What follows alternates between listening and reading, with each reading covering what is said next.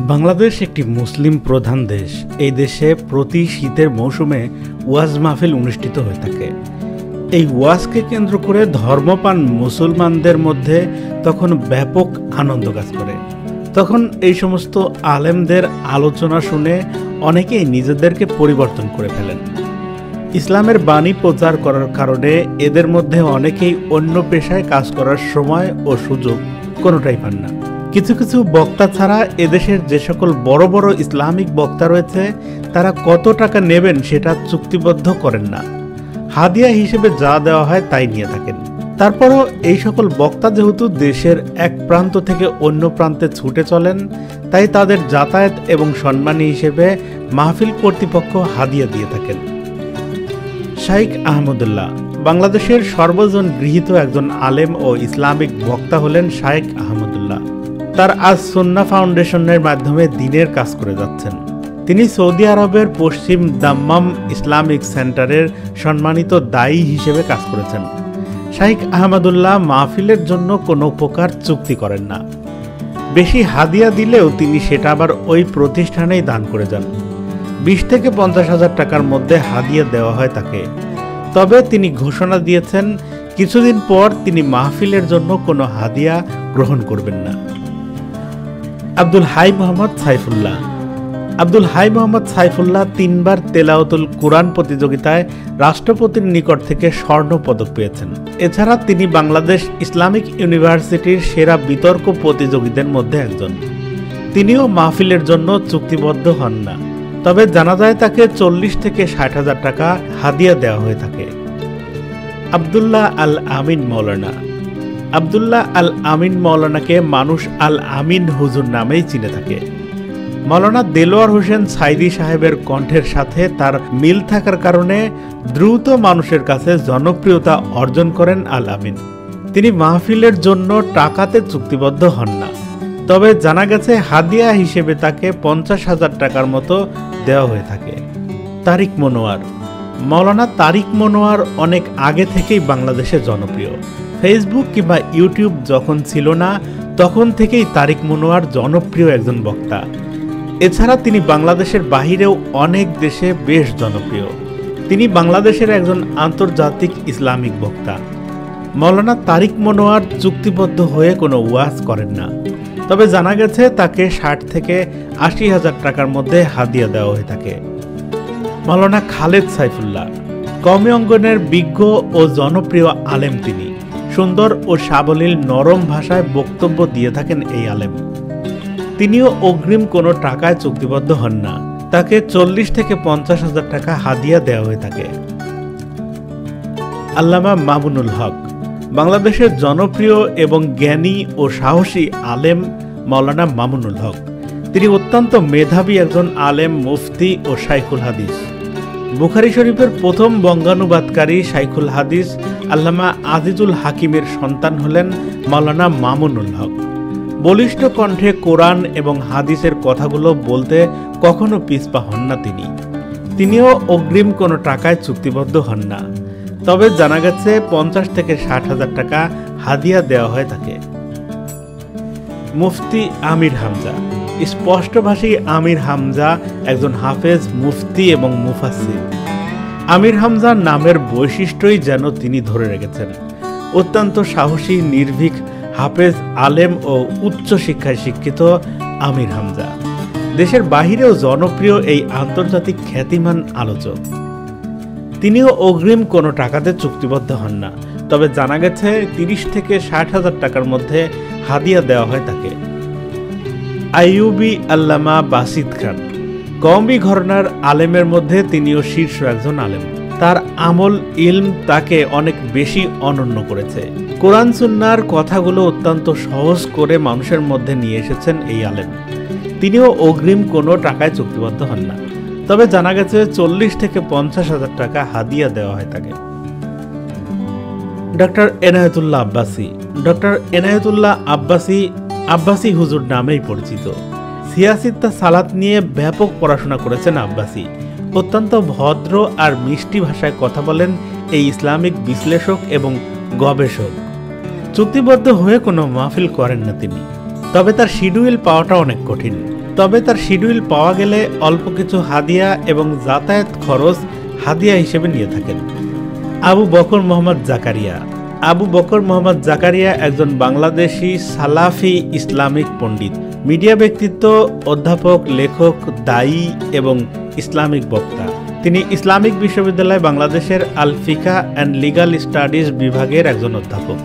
তিনি NTV, piece TV সহ বিভিন্ন টেলিভিশন চ্যানেলে, ইসলামিক অনুষ্ঠানে, ব্যক্তিগত ইউটিউব চ্যানেলে এবং নানান ওয়াজ মাহফিলেও আলোচনা করে থাকেন।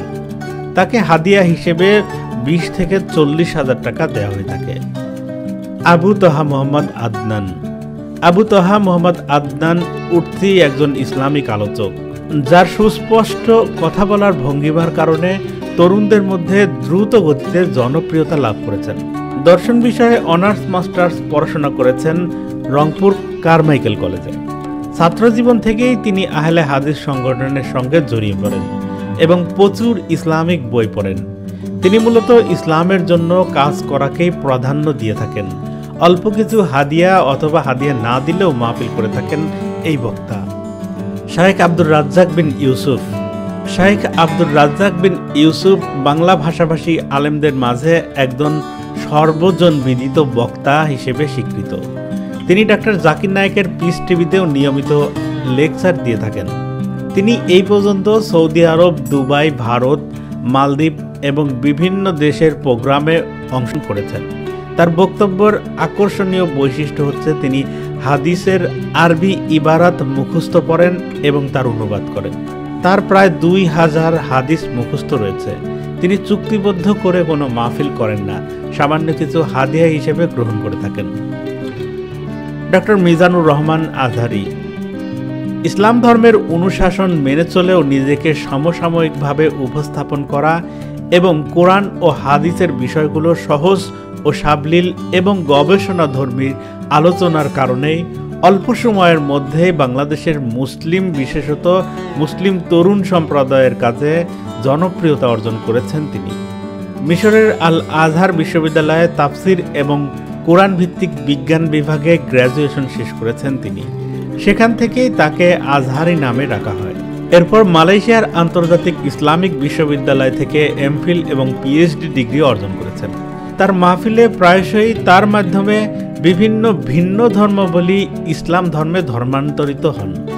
তার তাফসির মাহফিলে সাধারণ মুসলিম এবং তরুণদের ব্যাপক জনসমাগম দেখা দেয়। তিনিও অগ্রিম কোনো টাকায় চুক্তিবদ্ধ হন না। বর্তমানে তিনি খুব কমই মাহফিল করেন, তাই তার হাদিয়া সম্পর্কে তেমন কিছু জানা সম্ভব হয়নি। মুফতি গিয়াসউদ্দিন তাহেরি। তিনি একজন বাংলাদেশি আলোচিত এবং সমালোচিত ইসলামিক বক্তা। তিনি ধর্মীয় মাহফিলে তার বিতর্কিত কর্মকাণ্ড, বক্তব্যের জন্য সর্বাধিক পরিচিত। তিনি দাওয়াতে ইমানি বাংলাদেশের সংগঠনের প্রতিষ্ঠাতা ও চেয়ারম্যান।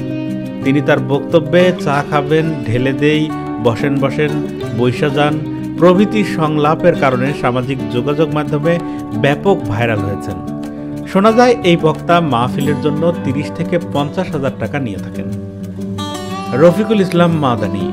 বর্তমান সময়ে ইন্টারনেটে শিশু বক্তা হিসেবে পরিচিত মাওলানা রফিকুল ইসলাম মাদানী।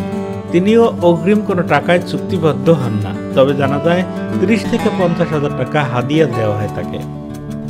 হাফিজুর রহমান সিদ্দিকী।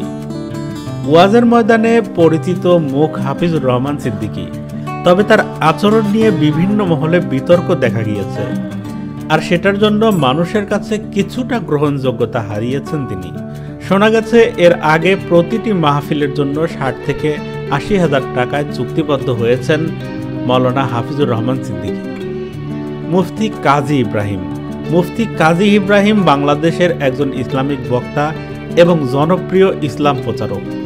তিনি শুধু বাংলাদেশই নয়, বিশ্বের বিভিন্ন দেশে ইসলামী ওয়াজ মাহফিল করে থাকেন এবং জনপ্রিয়তাও অর্জন করতে সক্ষম হয়েছেন তিনি।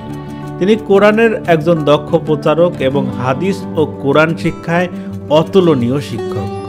জানা গেছে হাদিয়া হিসেবে তাকে 30 থেকে 40,000 টাকা দেওয়া হয়ে থাকে। সৈয়দ মোহাম্মদ রেজাউল করিম, যিনি পীর সাহেব চরমোনাই নামে অধিক পরিচিত। তিনি একজন ইসলামিক পণ্ডিত, রাজনীতিবিদ, শিক্ষাবিদ, ধর্মীয় আলোচক, বর্তমানে তিনি ইসলামী আন্দোলন বাংলাদেশের দ্বিতীয় আমির হিসেবে দায়িত্ব পালন করছেন।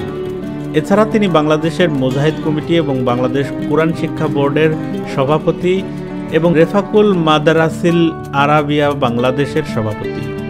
তিনি 2 মেয়াদে চরমোনাই ইউনিয়নের চেয়ারম্যানও ছিলেন। তিনি চুক্তি করে মাহফিল করেন না, তবে হাদিয়া হিসেবে তাকে 30 থেকে 60,000 টাকা দেওয়া হয়ে থাকে।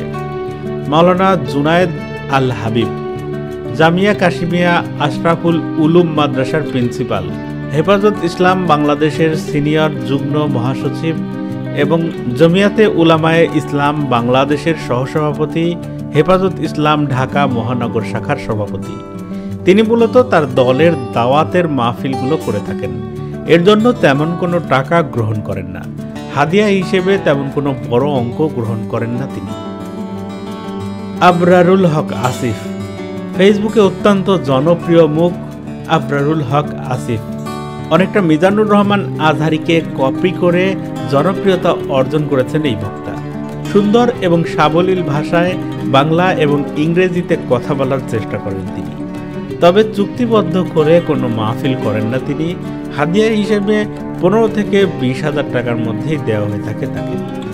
তো প্রিয় ভিউয়ার্স, বাংলাদেশের জনপ্রিয় এই সকল ইসলামিক বক্তার মধ্যে আপনার প্রিয় বক্তার নাম কমেন্টস করে জানাতে ভুলবেন না আমাদের। ধন্যবাদ।